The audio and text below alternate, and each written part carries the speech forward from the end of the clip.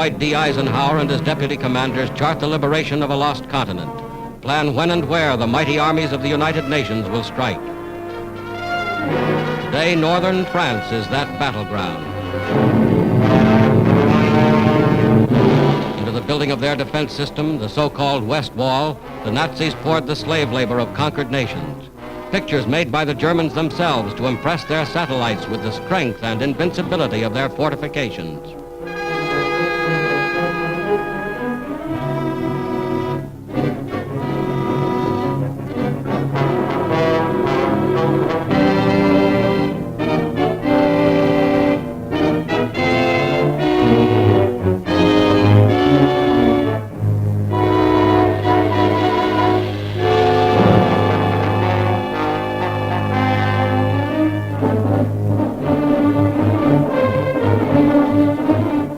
Steel and concrete emplacements, 4 years in the making, the Germans have amassed every known weapon of defense. Whether those weapons are enough to stop the Allied onslaught will be proven in the struggle that lies ahead.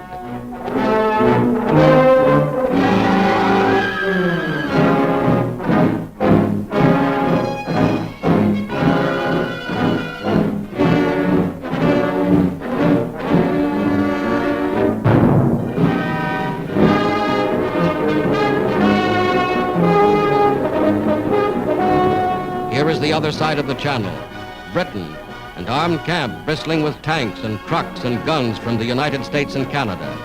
Here is the fruition of 4 years of planning and production.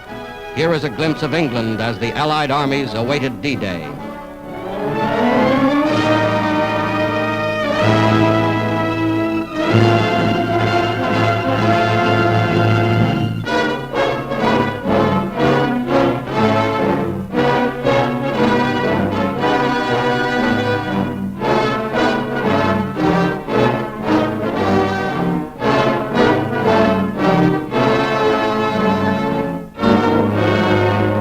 Locomotives built to run on continental railways, freight cars and tank cars to replace rolling stock destroyed by the Germans.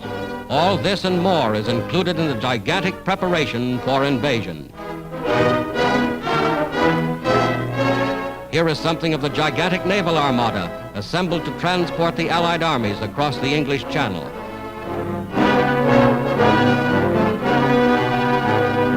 Here is something of the ingenuity of Allied engineers.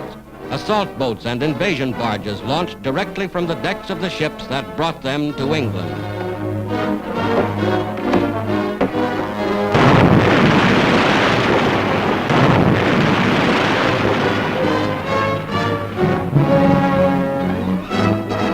Week after week, the fleet grew in numbers. Steel ships of every description, ships expressly designed and constructed for the mission upon which soon they were to embark.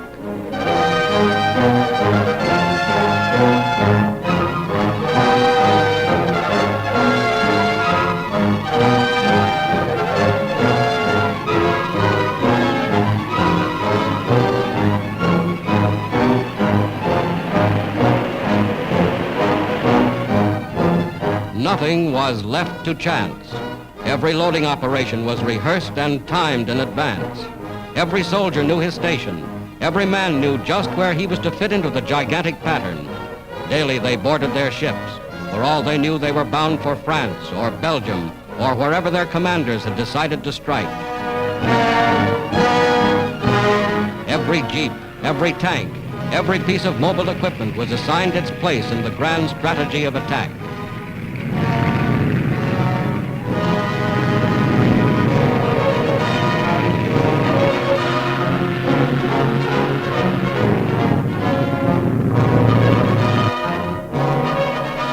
Then on the 5th day of June, 1944, just as you see them here, a fleet of more than 4,000 ships put out from England.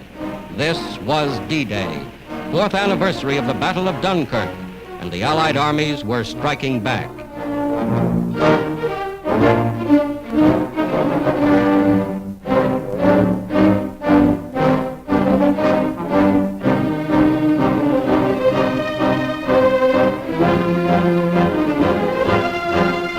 The great fleet was underway.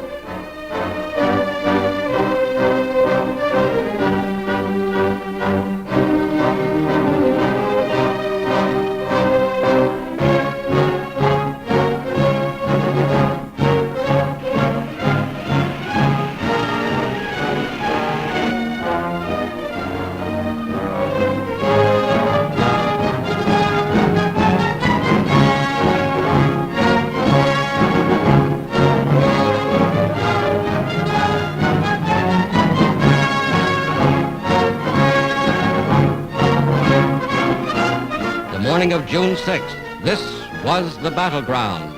Fierce fighting around Caen. Vast squadrons of bombers and transports led the way. More than 11,000 planes spearheading the attack. Paratroopers landed in Normandy behind the coastal defenses. Landings made with timing and precision, perfected only through scores of rehearsals like this.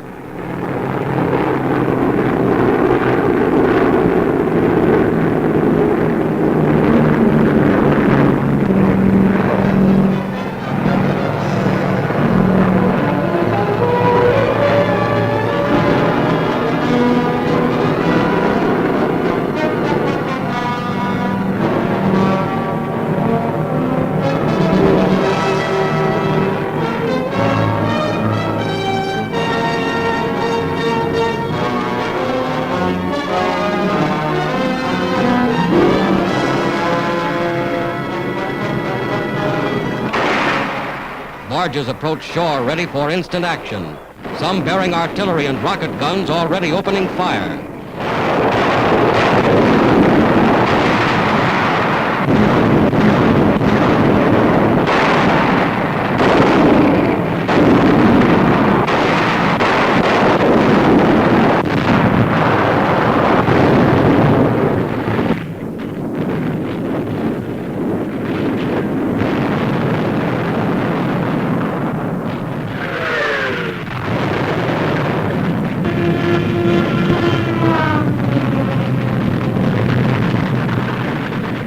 Today, just as in these scenes, the armies of the United Nations have made their first landings on the soil of Western Europe.